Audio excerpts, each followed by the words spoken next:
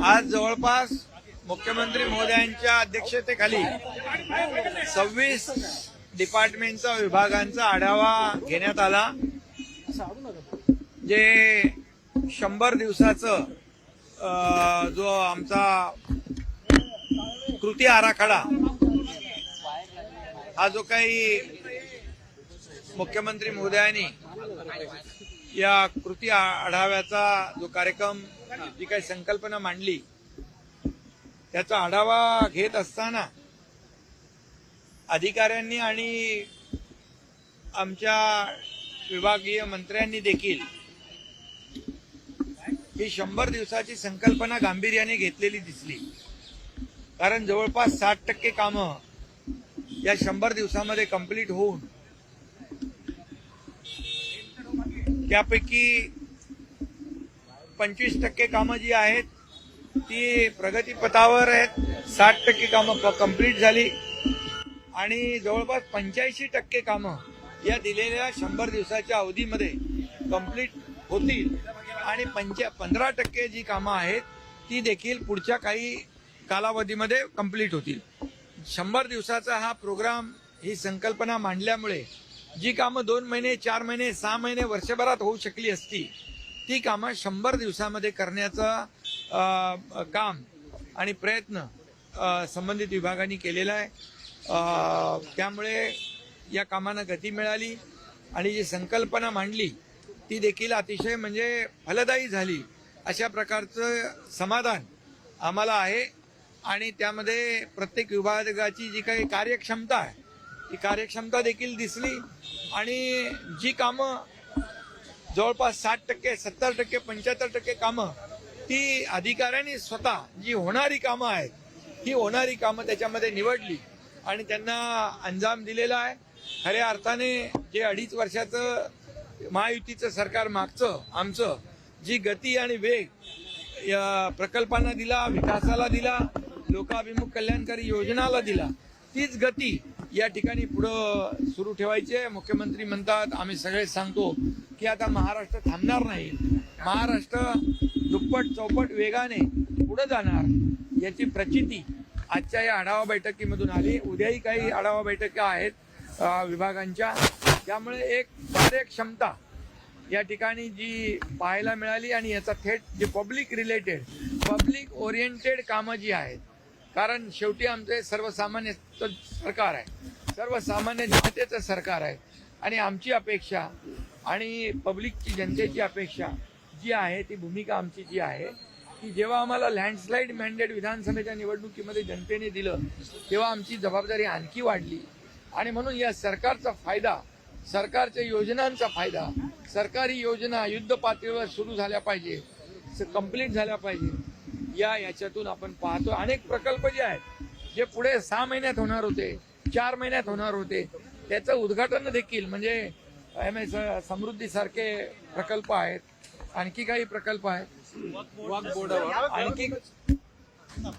आणखी काही प्रकल्प जे आहेत ते देखील आम्ही कार्यान्वित करतोय.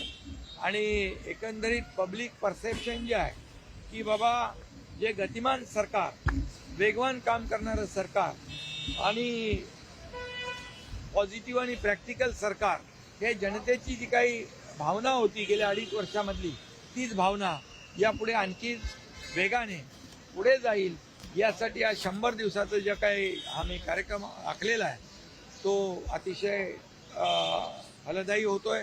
मुख्यमंत्री महोदय त्याचा आढावा घेत आहेत, सर्व अधिकारी गांभीर्याने घेत आहेत. आम्ही आज त्यामुळे सर्व अधिकाऱ्यांचं देखील मी अभिनंदन केलेलं आहे आणि विभागाला देखील धन्यवाद दिलेले. शेवटी आमचं जे काही नाळ जी जुळलेली आहे ती सर्वसामान्य माणसाची, त्याला जिल्हास्तरीय लेवलला कलेक्टर, विभागीय अधिकारी त्यांना तिथं भेटले पाहिजे, त्यांचं ऐकलं पाहिजे, त्या ठिकाणी त्यांना कामाची जी काही त्यांची वाहपूह आहे, कामाला गती मिळाली पाहिजे, हे जी परसेप्शन होतं ते जवळपास पूर्ण होताना दिसतं.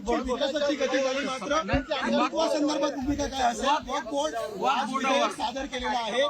ठाकरे गटाचे नेते बोलतायत वक्फ आणि हिंदुत्वाचा काही संबंध नाहीये म्हणून. बघा, वक्फ बोर्डाच्या संदर्भामध्ये शिवसेनेची भूमिका आम्ही पूर्ण स्पष्ट केलेली आहे की यामध्ये आम्ही सोयीचं कधी राजकारण करत नाही. सोयीचं राजकारण करणारे लोक याचा हिंदुत्वाशी संबंध नाही, याचा अमक्याशी संबंध नाही असं जेव्हा म्हणतात तेव्हा त्यांच्या भूमिकेवर संशय घेण्यासारखी जागा निर्माण होते. आणि म्हणून जे आम्ही घेतो निर्णय ते खुलेआम घेतो. आणि जे बाळासाहेबांचं जे विचार आहे, आनंदीगे साहेबांचे विचार जे आहेत, आम्ही जो निर्णय घेतो तो खुलेआम घेतो. आम्ही असं होईल तसं होईल याचा संबंध त्याच्याशी नाही, हे असं दुटप्पी भूमिका आम्ही कधी घेत नाही. पण आमची भूमिका स्पष्ट आम्ही घेतलेली आहे, सडेतोड भूमिका आम्ही घेतलेली आहे आणि सर्वसामान्य माणसाच्या हिताची भूमिका घेतलेली आहे. आणि म्हणून काही मुठभर लोकांच्या हातामध्ये हे जी काही वक्फ बोर्डाची प्रॉपर्टी आहे ती ठेवण्यापेक्षा त्या समाजातल्या बहुसंख्य लोकांना याची सुविधा मिळाली पाहिजे, शाळा झाल्या पाहिजे, कॉलेज झाली पाहिजे, हॉस्पिटल झाली पाहिजे. आज बघा आज काय कंट्रोल आहे कोणाचा. आणि म्हणून हे जे काही वक्फ बोर्डाचं बिल आहे हे मुस्लिम समाजाच्या देखील हिताचं फायद्याचं आहे आणि त्याचा त्यांनी विचार केला पाहिजे. आणि जे आता भूमिका तुम्ही सांगितली कोणी घेतली ते? हा काय म्हणतात?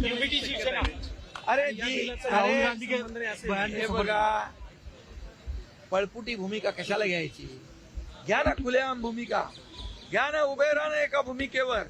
तुम्ही हे सगळ्या गोष्टी ज्या आहेत जेव्हा फायद्याचं तेव्हा धरायचं, जेव्हा तोट्याचं तेव्हा सोडायचं. त्यामुळे धरलं की चावतंय, सोडलं की पळतंय, अशा प्रकारची जी काय भूमिका घेतल्यामुळे आज त्यांची ही परिस्थिती झालेली आहे. विधानसभेच्या निवडणुकीमध्ये 100 जागा लढून 20 जागा निवडून आलेल्या आहेत आणि यापुढे देखील ज्या निवडणुका होतील, मुंबई महापालिका असेल, स्थानिक स्वराज्य संस्था असेल, जनता यांना त्यांची जागा दाखवल्याशिवाय राहणार नाही.